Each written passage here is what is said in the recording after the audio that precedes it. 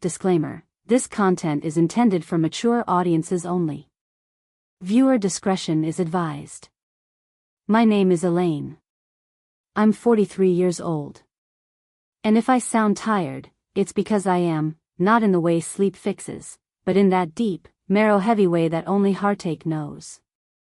3 months ago, my husband, David, walked out of our house like it was a hotel he'd overstayed in. No shouting. No slammed doors. Just a quiet suitcase and a stiff nod. The kind of goodbye that feels more like a business transaction than the end of a marriage. I watched his taillights disappear through the frosted front window. I stood there in my robe, still clutching the coffee I'd made for both of us, the one that sat untouched at his place at the table. The coffee went cold, and so did I. But the truth is, he left me long before he physically left. That part came later, after the slow unthreading had already done its work.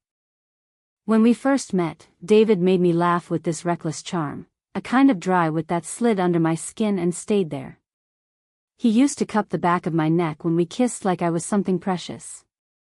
His fingers always knew where to land, how to make me lean in. Our bed was a place we met, not just physically, but emotionally. We touched like people trying to memorize one another. But life has a way of sanding down the shine. After a while, our kisses became a currency. Small, automatic payments to keep the routine from collapsing. He'd kiss my cheek when he came home, but it felt like a checkmark, not a greeting. His arms around me in bed used to anchor me. Now they felt like a fence I couldn't cross. I'd press my body against his, but he wouldn't stir. I'd wait for him to reach for me, to need me, and sometimes, I'd pretend to be asleep just so I wouldn't have to feel the sting of being untouched. At dinner, he stared at his phone more than he did my face. I'd talk about my day, the little things, the kind of things couples used to care about. He'd nod, or say, but his eyes never left the screen. Once, I tried to tell him I felt invisible. His response? You're just overthinking again. The worst part wasn't the absence of sex. It was the absence of want. It was knowing that I still looked at him with need, while he looked at me like background noise. You start to doubt your own body in that silence. You wonder if something in you dimmed without warning. I stopped wearing the red lipstick he used to love. I stopped reaching out in the dark. And still, I hoped. I told myself maybe it was work stress, maybe we'd find our way back after the holidays, after the promotion, after something. But the exact moment I knew it was over? It was one Tuesday night. I was making dinner, and I asked if he wanted to help. He looked at me, half annoyed, and said, "Why do you need help with everything all the time?" He didn't mean it like a knife, but that's what it felt like. And I just stood there, holding a wooden spoon, blinking back tears. Because it wasn't about the sauce or the chopping. It was that I needed to be chosen, partnered, just once, in the small ways. And he couldn't even meet me there. That was the moment. The moment I realized the man I loved was still in the room, but not with me. Not really. I didn't cry that night. I just set 2 plates on the table, lit a candle out of some misplaced hope, and sat across from a man who wouldn't even notice that I'd made his favorite pasta. 3 weeks later, he packed a bag. He said he needed space to think. He left a note, not a conversation. And that's when I turned to Liam, my stepson. 22, quiet, grounded, and suddenly the only person in this house who looked me in the eye when I spoke. I didn't expect what would happen next. But I'll get to that I should have seen it coming. The way loneliness shapeshifts, creeps into places you thought were safe. After David left, the house fell into this strange rhythm, too quiet in the mornings, too loud with memories at night. Liam offered to stay a few extra weeks after winter break. He'd just finished college and was in between internships, said it made sense logistically. I told him he didn't have to, but he insisted, in that calm, matter-of-fact way he always had. I think he knew I needed someone, even if I didn't. He wasn't a boy anymore.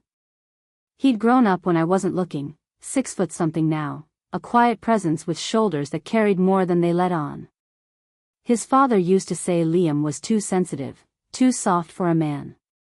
But I always thought that was his strength. He listened. He noticed things. Like the broken faucet I'd been ignoring, or how I left lights on in rooms I no longer wanted to be alone in. One night, I had a mild panic attack in the laundry room. No real trigger. Just one too many socks, one too many memories. I sat on the floor, breathing like the walls were closing in. Liam found me there. He knelt down, touched my back, not in a, there kind of way, but like he was saying, I'm here. Stay with me. He said nothing. Just sat beside me until the tide inside me calmed. When I finally stood, he handed me a glass of water and said, "You don't have to pretend with me." That cracked something open. I don't know what, just something. After that, he started helping with everything. Fixing cabinet doors. Making tea in the mornings. He'd sit beside me on the couch during late-night movies, sometimes a little too close. His thigh would brush against mine. Neither of us would move. I told myself it was innocent. That I was starved for connection and reading into things. But then came the night. It was cold, one of those brittle January evenings where the air outside feels like glass. I'd cooked us dinner, more out of habit than hunger. Liam poured wine. We ended up talking at the table long after the plates were cleared. He looked at me and said, "You're too hard on yourself." He didn't see you. My chest tightened. I hadn't realized how badly I needed someone to say that. Later, when we were watching a film, I leaned against him. It felt safe. Warm. His hand found my knee, stayed there, not accidentally. Slowly, his thumb started tracing circles. My skin flushed. But just as quickly as it happened, I pulled away. Stood up. Pretended to adjust the thermostat. The air shifted. Tension, thick and unmistakable. When I came back, he looked at me, searching my face. "I'm sorry," he said. I know, I cut in. "It's okay. I'm just tired." But it wasn't okay. And I wasn't tired. I was scared. Scared because, in that moment, I wanted his hand on me. Not because I was weak or grieving, but because I felt seen. Desired. The way David used to look at me, years ago, before life dulled us both. But this wasn't just any man. This was my stepson. The next morning, Liam acted like nothing happened. He made coffee, asked if I wanted eggs. He even fixed the garden hose like nothing had changed. But everything had changed. And then the misunderstanding deepened. Later that day, I found a note on the counter. Liam had gone out to meet a friend. Said he'd be back late. But something in the rushed handwriting felt off, distant. I waited until midnight. He didn't come home. My mind spiraled. Had I made him uncomfortable? Was I imagining the connection? Had I made everything up? When he finally returned the next morning, he looked exhausted. "Where were you?" I asked, trying to sound casual. He shrugged. "Just needed some air." But I saw the truth in his eyes. He'd needed distance. From me. And that's when I realized, I wasn't the only one wrestling with feelings we couldn't name. The morning after Liam didn't come home, things between us slid into a kind of polite awkwardness. He said good morning like always, but his voice was quieter. Measured. I couldn't tell if he was protecting me or himself. I wanted to ask where he really was. Who he was with. What he was thinking. But I didn't. I just nodded, poured my coffee, and stirred it twice instead of once. That's how it starts, doesn't it? Emotional distance hidden in small, forgettable details. Later that week, we went to the hardware store together. A stupid errand, new door hinges and light bulbs, but it felt like a date and not. He walked close beside me, his shoulder brushing mine in the aisle. At one point, he reached over and squeezed my waist as he moved past me to grab something off a shelf. I flinched. Not dramatically, just enough to freeze him in place. He looked at me, a flash of confusion in his face. I smiled too quickly, said, "Sorry, you startled me." He nodded, slowly. "Right. Sorry." I hated that. Hated the way I made him feel like he'd done something wrong when all he'd done was touch me. The kind of touch I used to crave. That night, I was folding laundry in the den. He came in quietly, barefoot, holding 2 glasses of red wine. I took one from him without a word. We sat together on the couch, like so many nights before. Then, a shift. His knee touched mine. His fingers grazed the back of my hand. "You okay?" he asked gently. "Yeah," I said too fast. "Fine." He waited a moment. "You've been different since the other night." I looked down into my wine. "You mean since I made things weird?" He tilted his head. "No, I didn't say that." "But you meant it." He exhaled, leaned forward, trying to close the space between us. "I just want to be here for you, Elaine. However that looks." I heard the words. But then his hand came up, brushing my hair behind my ear.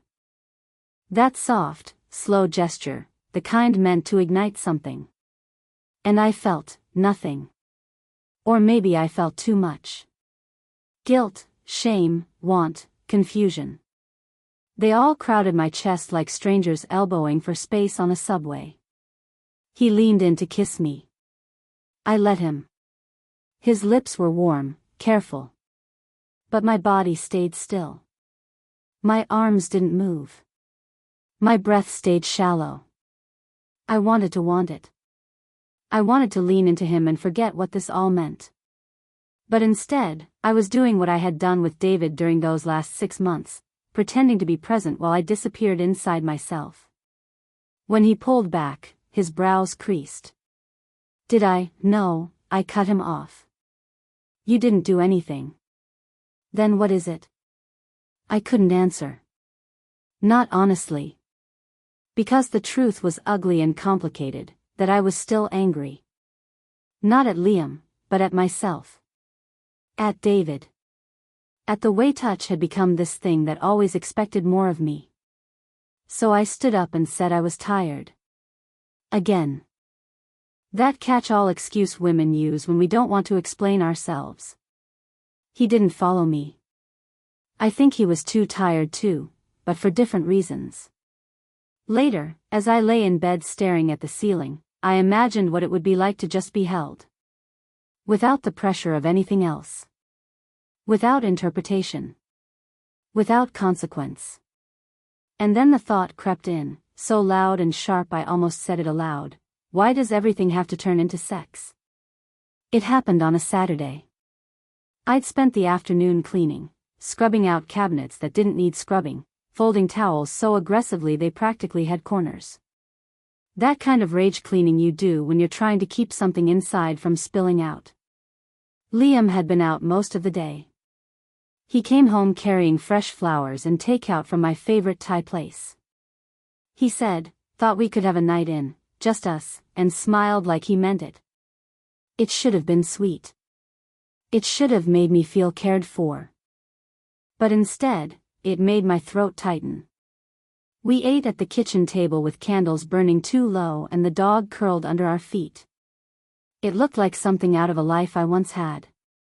Familiar. Romantic. Safe. Except none of it was real anymore. He poured us both a second glass of wine, and then he reached across the table to touch my hand. I flinched again. Visibly. His hand hovered in the air a second too long, then slowly withdrew. He looked at me. Really looked. Okay, Elaine, he said, not unkindly. What's going on? I shook my head. Nothing. I'm just tired. You're always tired. Maybe that should tell you something. His jaw tightened, just slightly. Tell me what? That I'm doing something wrong? That I shouldn't care about you? No, I snapped. It tells me that I don't know what I'm doing, Liam. I don't know how to be around you anymore.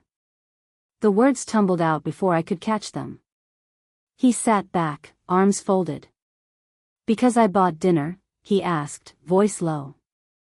Because I touched your hand? Because you think that's what I need. And you keep trying to fix me, or rescue me, or whatever this is. But I don't need a replacement, Liam. His face went pale. A replacement for him? For David? Yes. I shouted. God, yes. Because that's what this feels like sometimes, and I hate that I let it get here. The air went dead. He looked away, jaw clenched so hard I saw the muscle flicker. So that's all I am to you? A stand-in for the man who left you? I opened my mouth to take it back, but the tears came first. Hot, embarrassed, angry tears. No, I whispered. It's not that simple. He stood slowly, collected his plate, and took it to the sink. You know, I've tried to be careful. I've tried to show you I care without pushing too far. But I never know which version of you I'm going to get. I covered my face. Don't. Please don't guilt me for feeling broken. I'm not guilting you, he said quietly. I'm just exhausted. He left the room without another word. I heard the door to the guest room close, not slam, but firm. Final. And there I was, alone again at the table. Just like I had been the night David left. Except this time, the pain felt self-inflicted. I sat there in silence for a long time. The food had gone cold. The wine tasted metallic in my mouth. And all I could hear was my voice from earlier, loud, unfiltered, and cruel. Why did I say it like that? Why did I weaponize my confusion? The truth? I was terrified. Of wanting Liam. Of not wanting him. Of what it meant to need someone who was technically family, someone I should have protected, not leaned on. And yet, hadn't he leaned on me too? I wasn't just guilty. I was ashamed. Because the title of this chapter in my life, the one I never thought I'd live, had become too real. After my husband left, I asked my stepson to help me. But help turned into something else. Something I wasn't sure either of us could name without breaking it. And I didn't know if I'd just broken the one person who tried to stay. Liam didn't come down for breakfast the next day. I left coffee on the counter like always, but the mug stayed full, untouched. I heard the creak of the floorboards upstairs. The subtle shift of his weight above me. The sound of quiet detachment. By early evening, the silence between us had hardened. It wasn't cold, not exactly. Just suspended. Like we were both afraid to breathe wrong and shatter something fragile. I found him in the garage, tinkering with an old toolbox he'd been reorganizing for days. He didn't look up when I opened the door. The overhead bulb cast a dull halo around him. His hands were moving, but slowly, like he was just keeping them busy. I shouldn't have said what I said, I began. He kept his eyes on the wrench in his palm. I stepped in, arms folded. You were never a replacement, Liam.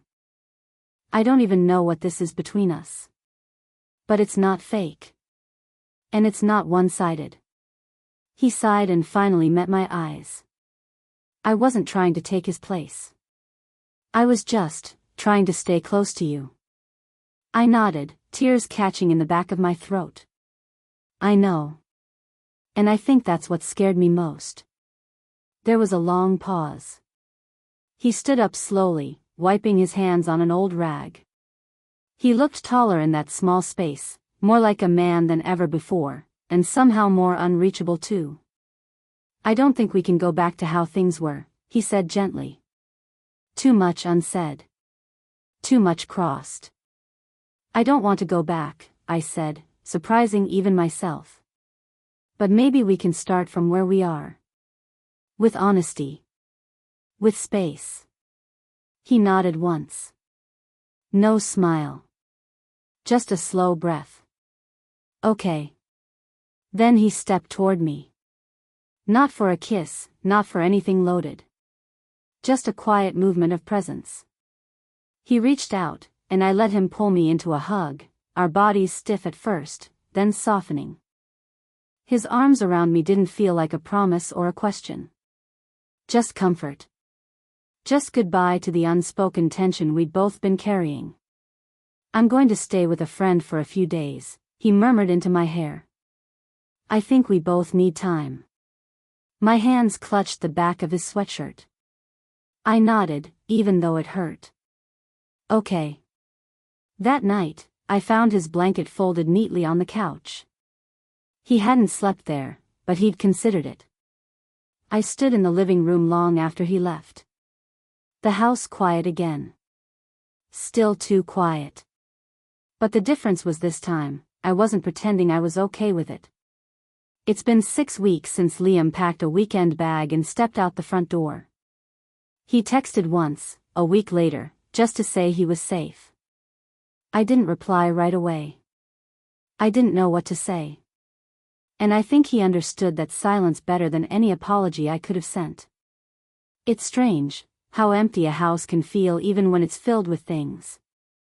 I walked past the couch where he used to fall asleep watching documentaries he never finished. I catch my own reflection in the kitchen window while washing dishes, and sometimes, for just a second, I expect to see him behind me. But he's not. And I think, maybe that's okay. When David left, I thought the worst part was the betrayal. But it wasn't. It was the vacuum he left behind, the hole where our future used to be. I tried to fill it with survival, with pretending, with neat routines and good intentions. And then I asked Liam to stay. Not just physically, emotionally. I leaned on him in ways I never should have. Not because he didn't care. But because I didn't ask why I needed him so much until it was too late. People assume grief is loud, sobbing on the bathroom floor, tearing pictures off the wall. But in my experience, grief is quiet. It's standing in front of the fridge and realizing you don't know what kind of milk you buy anymore. It's hearing someone laugh in another room and forgetting, for a split second, that the man you loved doesn't live here anymore. And love? Love is complicated. Messier than romance novels and harder than wedding vows. I loved Liam. I still do, in a way that's hard to define. But what I wanted from him, what I expected, was something I didn't even understand myself. I wanted comfort, yes. But I also wanted to be seen. Desired. Needed. Not in a sexual way, not exactly. More like I wanted proof that I was still worth choosing, even after being left behind. But the more I reached for him, the more I confused proximity for intimacy. The more I mistook safety for something deeper. And that's where I got lost. You can love someone and still not be right for each other in the way you thought. You can crave closeness and still not be ready to let someone in. You can cross a line emotionally and still tell the truth, that you were hurting, that you needed help, that you were human.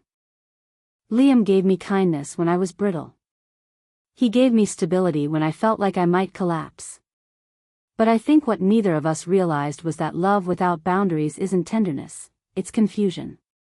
And connection without clarity can become its own form of pain. I don't regret asking him to help me. I think we both grew in the mess of it.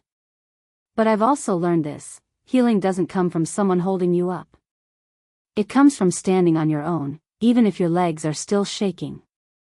It comes from not rushing into another role, not being someone's mother, or wife, or wounded woman trying to prove she's still desirable. It comes from being enough for yourself. Do I miss him? Yes. Not just the version of him that lived in my house, but the boy I watched grow up, who turned into a man with more patience than most. I missed the smell of coffee already poured. The way he hummed under his breath while chopping vegetables. The weight of him on the couch next to me. That safe, heavy quiet. But I don't want to pull him back into a space where I wasn't ready to love with honesty. And if there's one thing I've learned, maybe the thing I want you to know, if you're listening, it's this: love is not what saves you. It's what begins after you decide to save yourself. And I'm finally doing that now. One day, one quiet evening at a time.